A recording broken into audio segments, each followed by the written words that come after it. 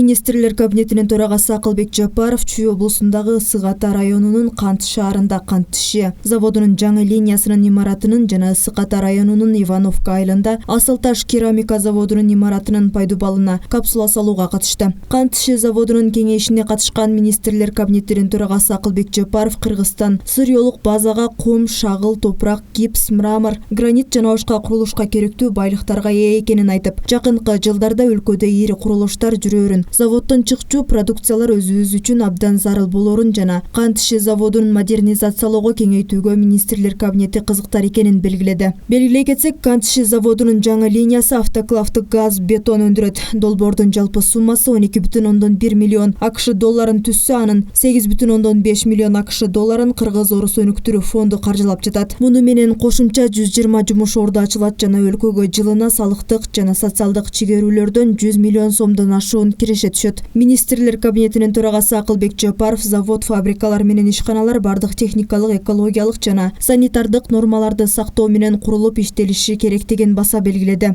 Ал эми мамлекет тарабынан өлкө бюджети үчүн салык жана социалдык төлөмдөрдү төлөгөн ата мекендик ишканалар өзгөчө колдоого алынаарын билдирди.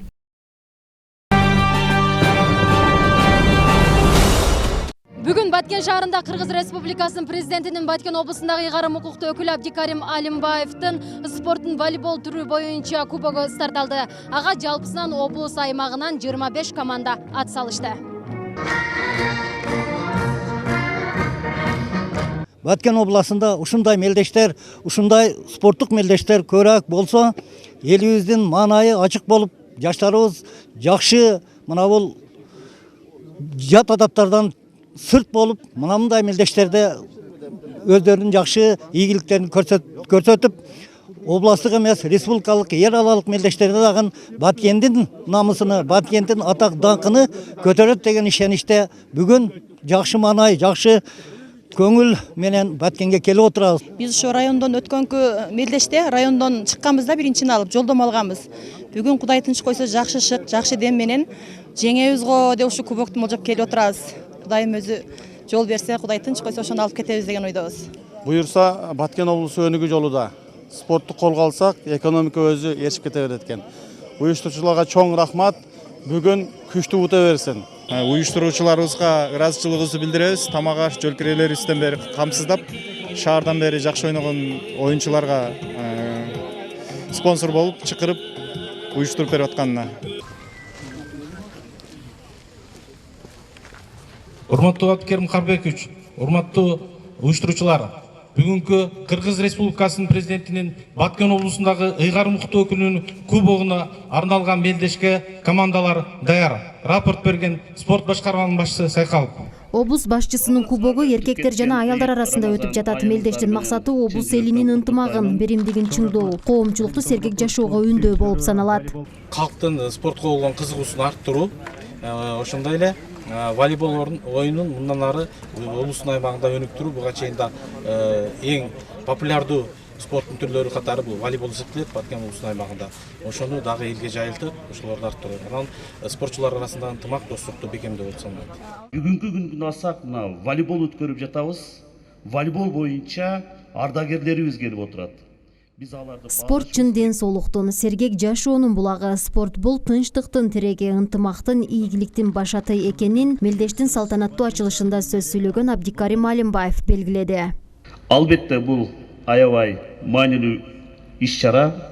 Анткени биздин областыбызда акыркы күндөрү көрүп баарыңыздар билгендей кырдаалга байланыштуу бири-бирибиз менен чогулуп бир жакшы бир достук болобу, ынтымактык болобу, ушундай бир иш-чараны дагы аткара албай калдык.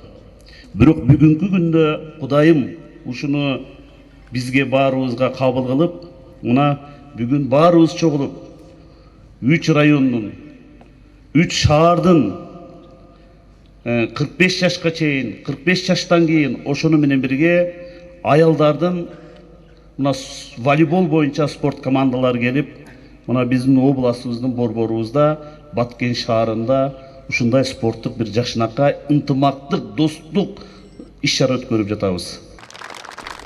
Ыйгарым укуктуу өкүл аймактагы спорттун өнүгүүсүнө кошкон салымы үчүн бир катар спорт ардагерлерине ыраазычылык каттарын тапшырды. ушундай эле ыраазычылык менен Саитбурхан Омурович. Салтанаттын жүрүшүндө көпчүлүктүн колдоосу менен Баткен облусунун волейбол федерациясынын президенти болуп Алмазбек Шагмурзаев дайындалды. Шагмурзаев Алмазбек Тилабаевич Кыргыз Республикасынын дене тарбия институтун аяктаган, адистиги дене тарбия мугалими.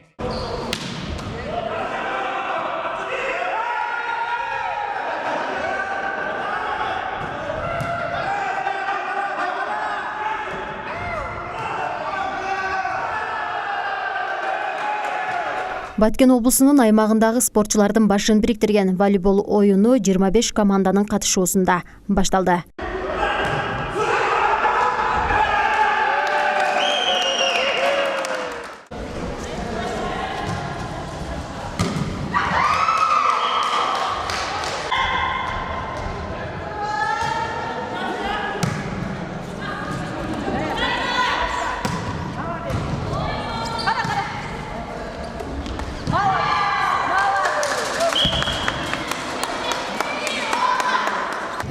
Азыр биз Баткен шаары менен Разаков шаары мелештик. 3-1 эсебинде утуп алдык. Баткен шаары эң жогорку деңгээлде келген коноктор дагы эң жогорку деңгээлде даярданыптыр. Баарына ийгилик. Биздин машыктыруучубуз Гапыр агайга ийгилик каалаймын. Асылкан Махамат кызы, Алинур Хаджаев, Алтын бешик жаңылыктары.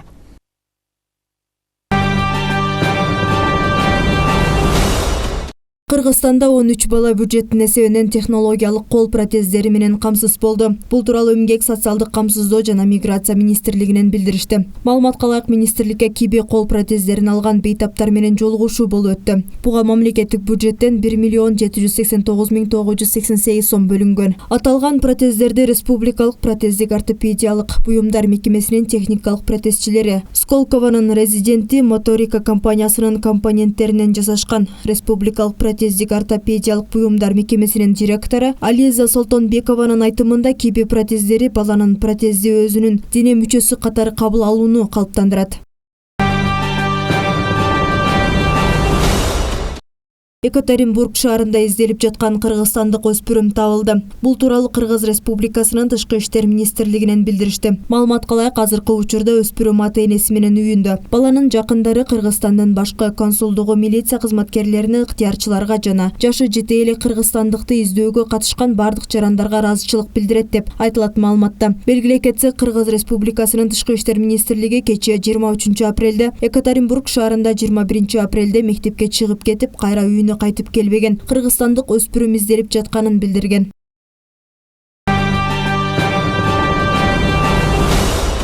Борбор калаада 28 апрелде кесиптер жарманкесинде алдыңкы 70 компания иш орундарын сунуштайт. Бул тууралуу иш менен камсыздоого көмөктөшүү боюнча Бишкек башкармалыгынын сайтында айтылган. Жарманки Гапар Айтиев атындагы Кыргыз улуттук көркөм өнөр музейинде болмокчу. Уюштуруучулар 6000 чукул жумуш орундары сунушталары жана ал жерде иш табууга жакшы мүмкүнчүлүк жараларын белгилешти. Ал эми учурдагы кесиби жагып жакпай жүргөндөр үчүн башка кесипке багытталган кеп кеңештердин берилерин айтышты. Аскар Атанов Соклук районунда софлор майын чыгарган цех иштетет. Ишканада 10 жылдан ашык убакыттан бери муздак жана ысык сыгылган софлор майы өндүрүлөт. Өнүмгө чийки-зат жергиликтүү дыйкандардан алынат. Производство полностью местное, начиная с сырьевой базы. Биз эки түрдүү ыкмада өндүрөбүз.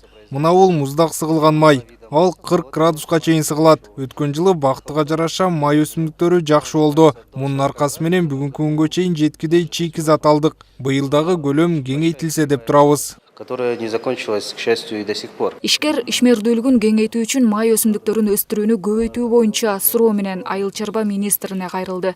Өз кезегинде министр софлорду көп санда алуу үчүн кайрак жерлерди өздөштүрүү керектигин баса белгиледи. Такой вопрос про масличные культуры и возможность создания кластера масличных культур на территории Кыргызстана. Быйылкы жылга 17 кластер иш алып барып атат. Bizde былтыркы жылдын жыйынтыгы менен биз өзүбүздү 22%. Мурдагы жылы 12% болчу. Былтыр 22%. Биз эми 32%га чыгабыз деп атабыз. Анан айтып коюшум керек, Аскар. Если есть желание брать, обновить семена софлора, мына бүгүнкү күндө биз Россиядан алып келген жаңы сортторду үйрөнүп турат. Калп айтпасам 27-28 тонна барасы. Ошондой эле жайыт ресурстарын пайдалануу жана балык чарбаларын колдоо, аларды экспорттоо маселелери да суроолордун басымдуу бөлүгүн түздү. Аскарбек Жаныбеков Орусияга балык жеткирүүнү 9 компания жүргүзүп келгенин, бирок аларда бардык талаптар сакталбагандыктан азырынча экспорттоо токтоп турганын кошумчалады. 27 апрелде неме кылабыз? Кыргызстан боюнча первый съезд рыбоводов Кыргызстан өткөзөбүз. Мына 27 апрелде. Ошол жерде ушул документация боюнча дагы бүгүнкү күндөгү талаптар биз былтыркы жылы баардыгын ошол балык менен алектенем деген ишкерлерге ылайыктуудай кылып жасап бердик. Мындай жолушуулар дыйкан фермерлер жана жаш ишкерлерди түйшөлткөн маселелерди ортого салууга жакшы аянт. Ошондой эле айыл чарбасын ар тараптуу өнүктүрүүдөгү тоскоолдуктар ачык айтылып, сунуш пикирлерге орун берилет. Ар бир областта жерге же болбосо малга же башка бир каражаттарга суроо талаптар болуп атса, аларды чечип аттык. Анан эми бул бир фрагменттарный эле көйгөйлөр да жалпы тармактыга тиешелүү болгон көйгөйлөрдү айтканда ошолорду биз чечүү менен жалпы тармактын өнүгүшүнө, өзгөрүшүнө жол салып атабыз да. Бирок жыйын катышуучулары суроолор жоопсуз калбаган менен өтүнүчтөр көбүнесе ишке ашпай эле кала берери белгилүү дешет. Ал эми айыл чарба министри айтылган сунуштарды аткаруу үчүн тиешелүү органдарга тапшырма берерин билдирди. Нурайым Бешналиева, Жумабай Исманалиев, СТВ.